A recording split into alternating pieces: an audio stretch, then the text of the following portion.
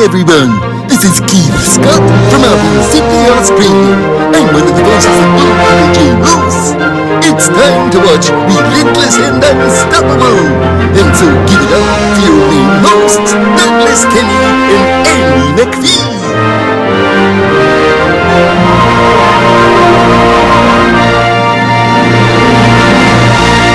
Do you want to hear a joke that I give people every Christmas that sort of is dark and cringy a little bit? Please. You know, Boxing Day, December 26th, you know what day that is? No. That's December. the that's the day when parents box up their gifts that their kids rejected to send them back. Oh God. I'm sure to some that's accurate. That's supposed to be a joke. That's just sad.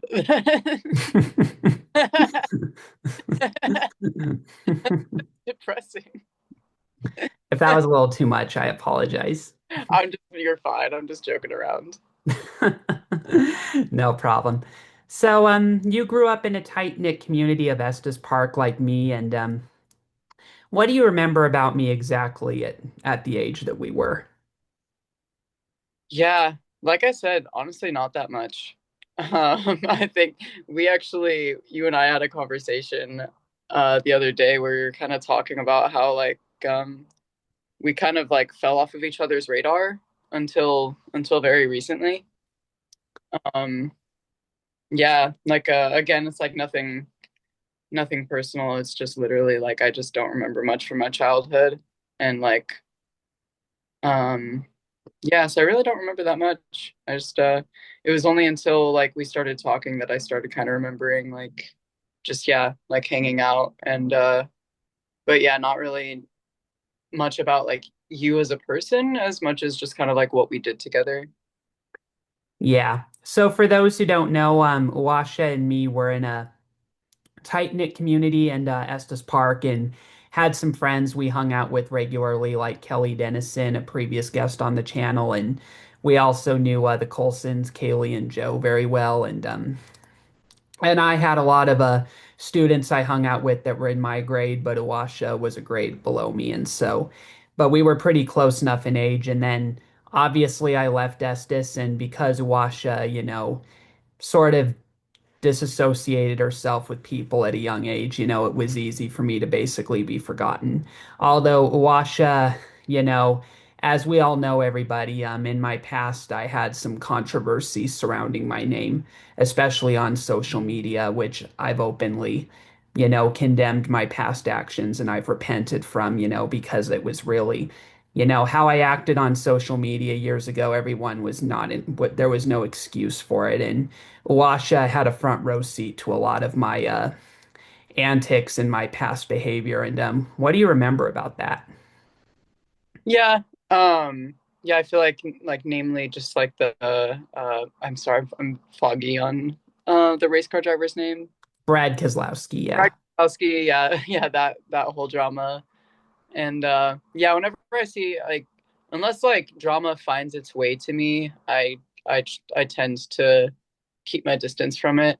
So like yeah, I saw, you were kind of going through your drama with that and kind of just in a time and you were in a very different headspace than you are now.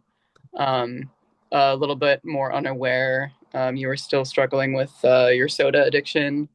Um and being overweight and just not feeling good. And yeah, it's kind of like I just didn't really know like what I would say. Um, like if we had a conversation, Um, so yeah, that's mainly what I remember is just yeah, just kind of seeing it and just kind of being like, okay, yeah, this is kind of I don't really want to be like um Yeah. yeah. It's a good thing you didn't try to talk with me, as you mentioned, during those years, though, because if you spoke to me in like 2014 and 15 and 16, I would not have listened.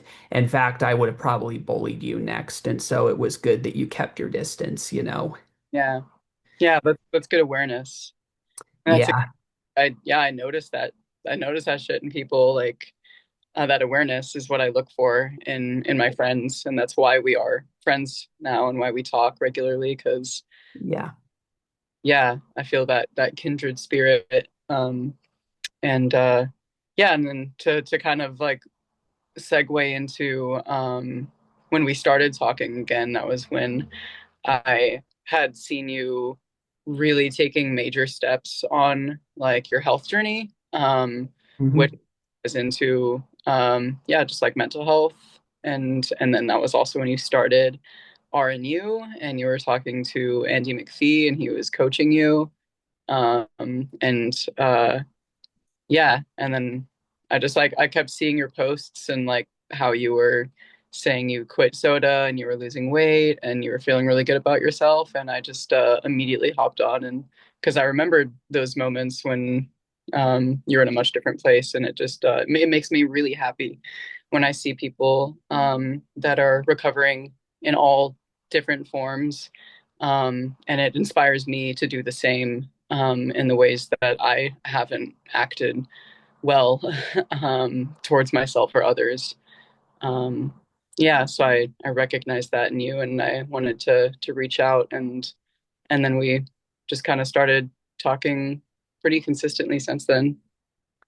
Yeah, it was great to reconnect with you. And so for those who don't know, after Uasha and I lost touch with each other, mine was for the same reasons. I completely forgot about her because I was in a much different headspace, as she mentioned. When I was getting myself into the drama, I was heavily addicted and I was going through a detox when I quit the soda. And so she had gotten off my radar the way that I did with her. And so it was only a couple years later that she and I reconnected after my addiction ended because I was doing work with a former friend of mine for social media. And she had seen a video I did with him where we had, done a Zoom together with some friends. And so when she saw the video, she saw right away that I had, changed as a person. I was no longer the social media keyboard warrior that I was for years. And so it was great to reestablish communication with her and to see that she also went through a transition of her own. What was that about? Gee, that's all we have for Relentless and Unstoppable. So tune into the next episode to hear more amazing stories from amazing guests. This is Keith Scott from Sydney, Australia saying so long, and I'm smarter than the average bear. Gee.